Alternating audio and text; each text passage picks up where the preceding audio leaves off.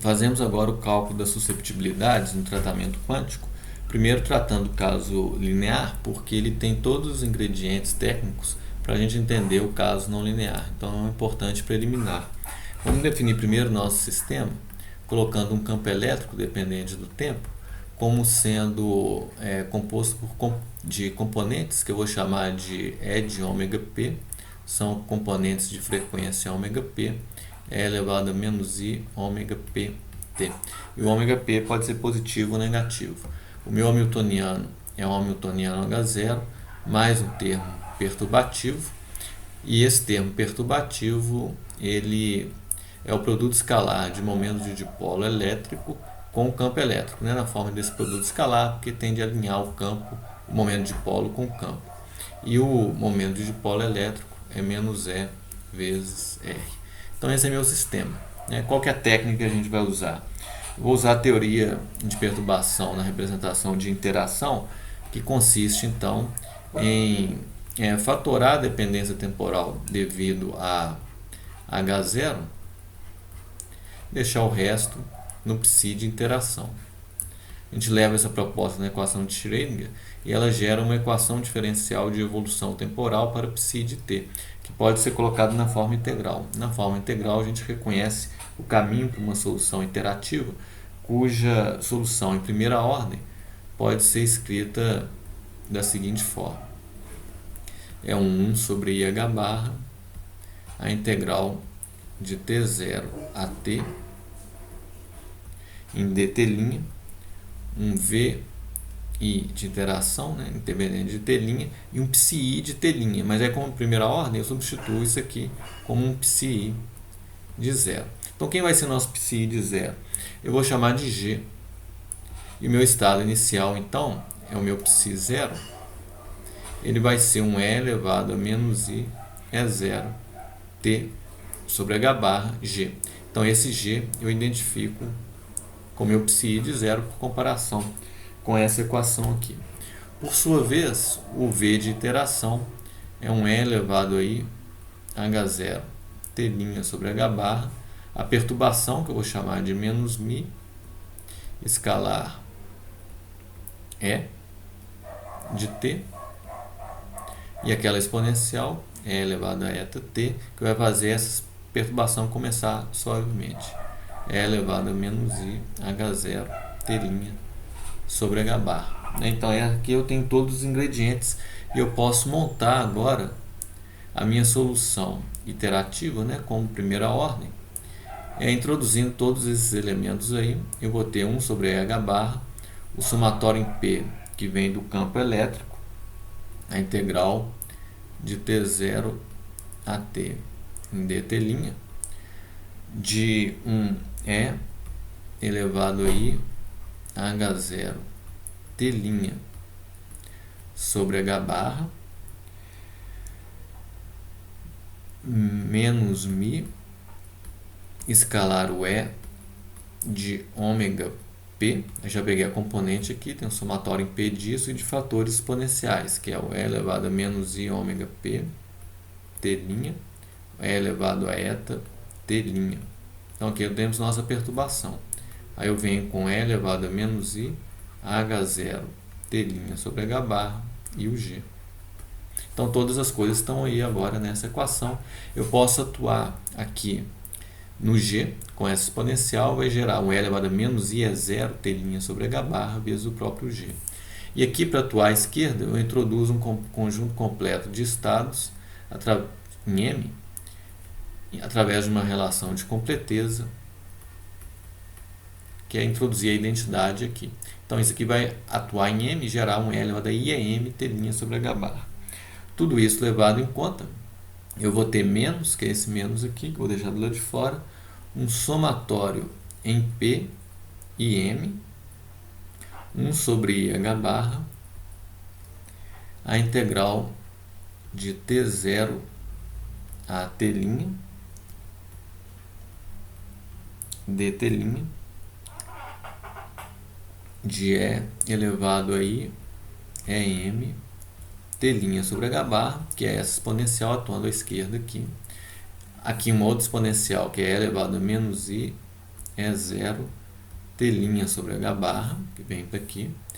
Aí eu tenho a do campo elétrico, menos I ômega P T', a da função eta, é elevada da função exponencial em eta T'.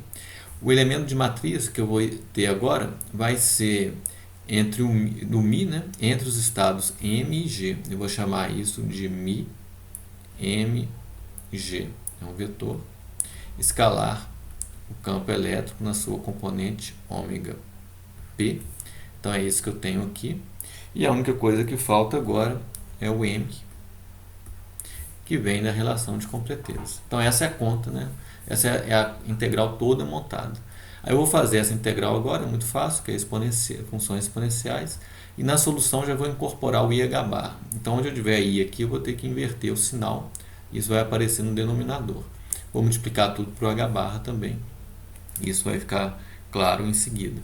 E no limite inferior eu não preciso preocupar, porque eu vou fazer então o T0 tender a menos infinito. E isso esse limite vai ser cancelado pela função exponencial que eu tenho aqui, já que o eta é maior que zero.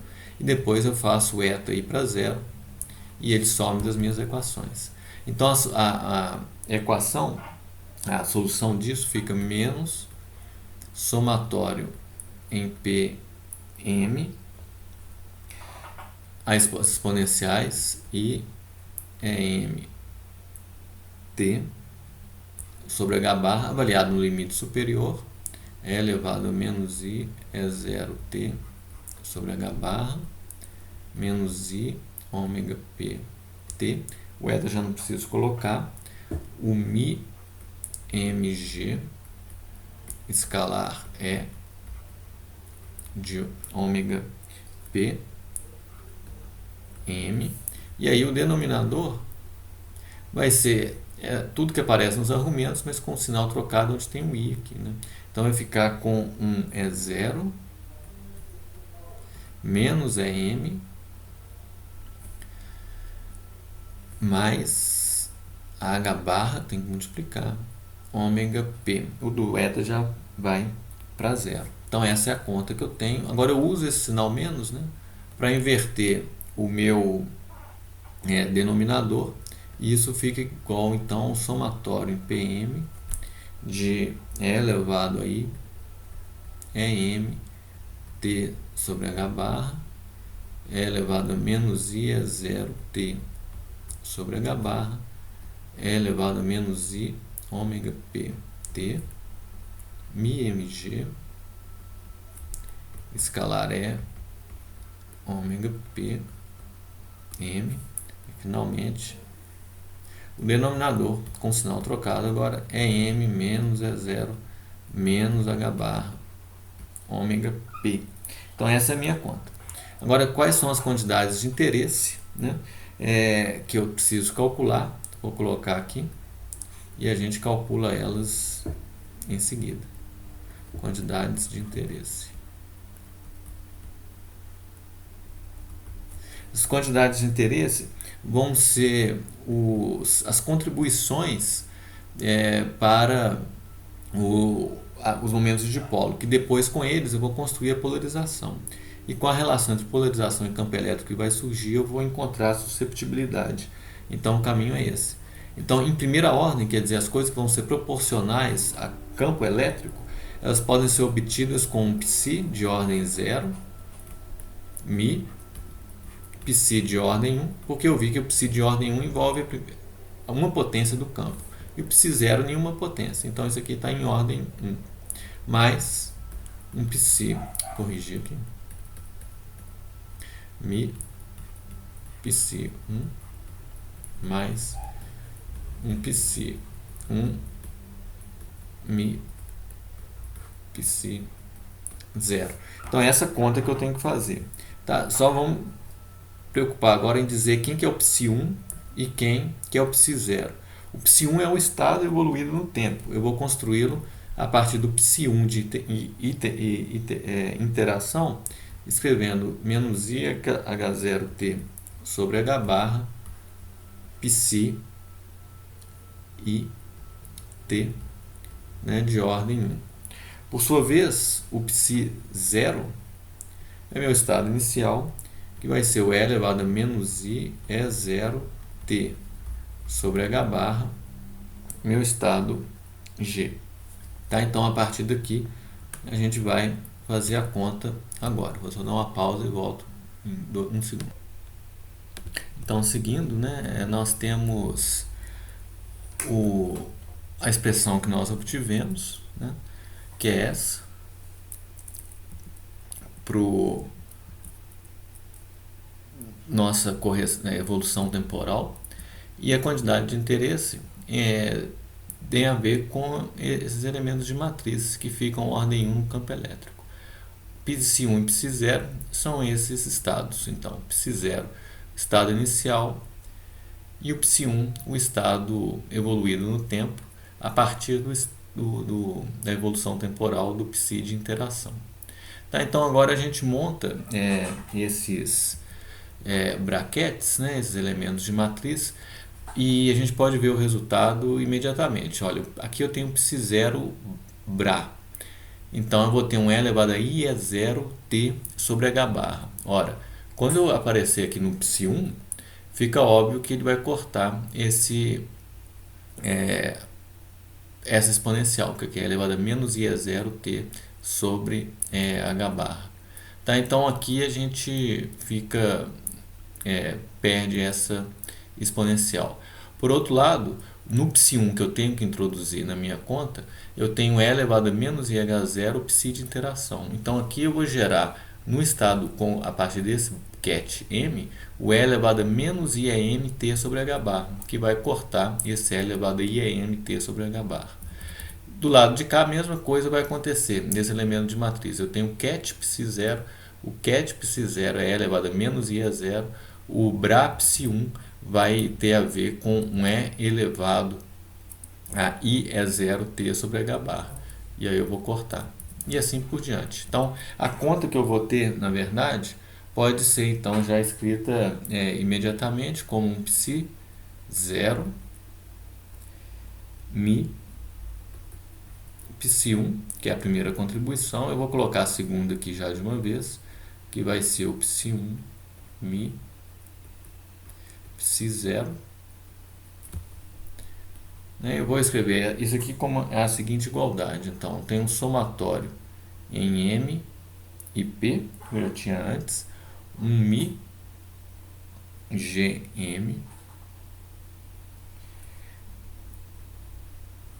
Mi MG escalar E de ômega P. Notem que isso aqui é o que eu tinha antes na minha conta, né? Esse termo aqui, Mi MG escalar E, está aqui, Mi MG escalar E. E de onde veio o Mi GM? Veio exatamente dessa conta, né? Eu tenho um elemento de matriz do Mi entre o G e o M que aparece no ket Psi1. Então dá um Mi GM. O denominador é o EM menos E0 menos H barra ômega P. E aqui eu tenho um E elevado a menos I ômega PT. Mais a segunda contribuição. A segunda contribuição, eu vou aproveitar o mesmo somatório para ela.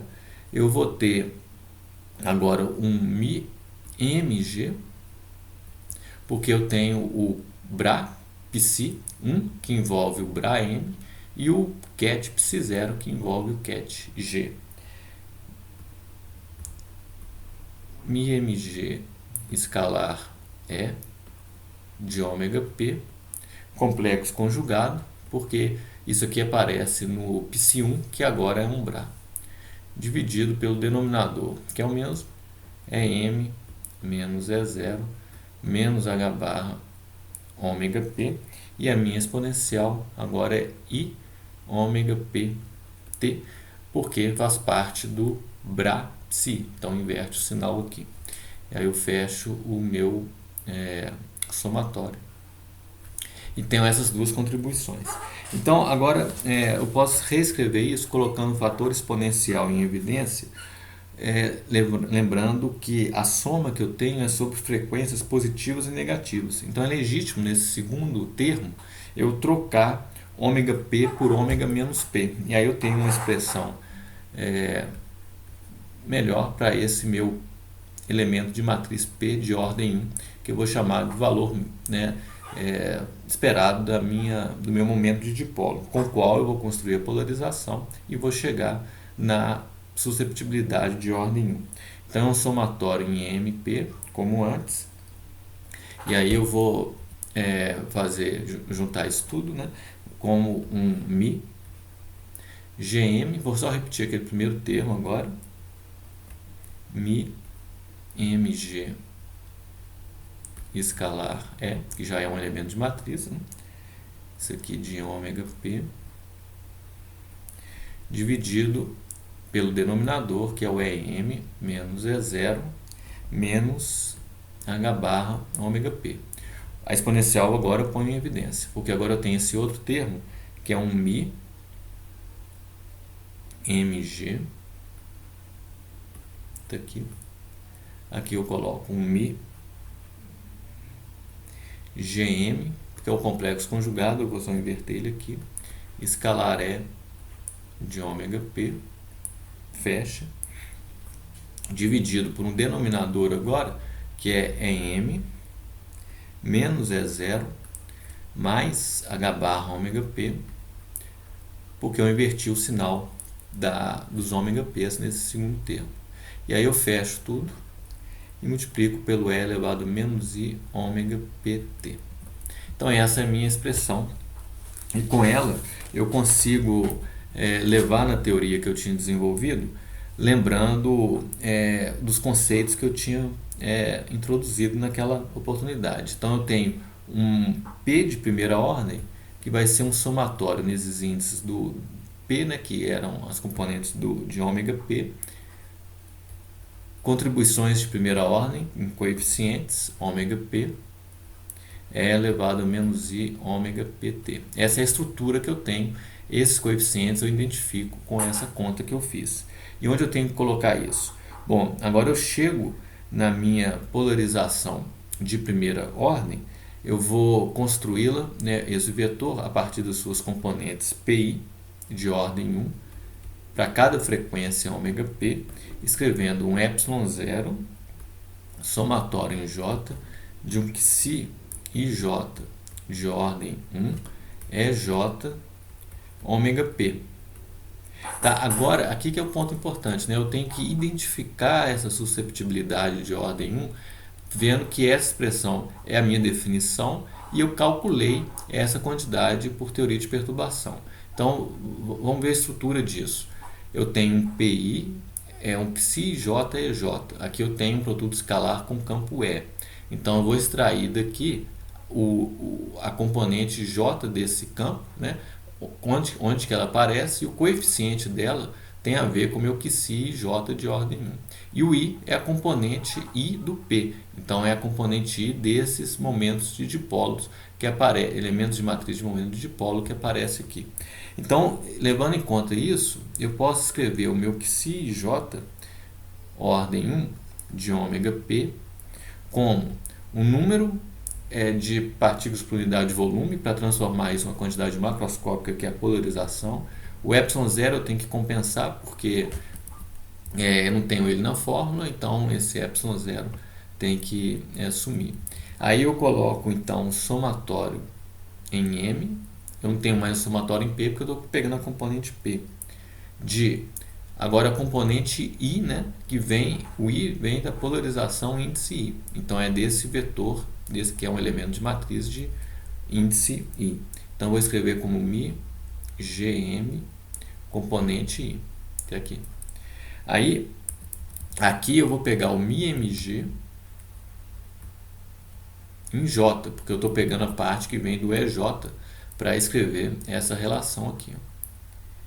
E o denominador, eu sei que vale EM menos E0 menos H barra ômega P. Então esse é o primeiro termo. O segundo termo a gente faz de forma análoga. Mi MG agora componente I. Então vou colocar ele aqui, ó. Mi MG componente I. E aqui eu vou pegar o EJ, então eu tenho que pegar o MiGM J. MiGM J. E o denominador é M menos E0 mais H barra ômega P. Aí eu fecho. E aí eu tenho toda a minha estrutura montada. Olha, se eu ponho esse J aqui com EJ, somo sobre J, eu recomponho essa minha conta do P. ε0 dividido por ε0 eu corto, porque ele não aparece aqui, fica tudo correto, né? Então justifica eu ter uma polarização, uma susceptibilidade com esses dois índices, I e J, e com uma expressão desse tipo. Elas podem ser interpretadas da seguinte forma, do seguinte jeito de diagramas, né? É como se eu tivesse um G aqui, um estado virtual que eu vou chamar de M, eu tenho um ômega P, e aqui eu tenho um fóton emitido com essa mesma frequência. Essa susceptibilidade de primeira ordem faz isso. Esse é o primeiro termo. O segundo termo faz algo semelhante, mas no inverso, porque eu tenho mais H barra ômega P. Então é como se eu tivesse as setas trocadas. Aqui para o estado M, né, para o estado G. Vou colocar trasejado aqui também um M. Só que essa situação não ocorre, né, claro, se o G for o estado fundamental, porque aí eu não tenho essa inversão de estados. Mas essa é a susceptibilidade de primeira ordem que eu vou escrever então como proporcional ao campo e com dois índices, o índice I e o índice J. Agora a gente tem que tentar fazer esse tratamento para a contribuição de segunda ordem.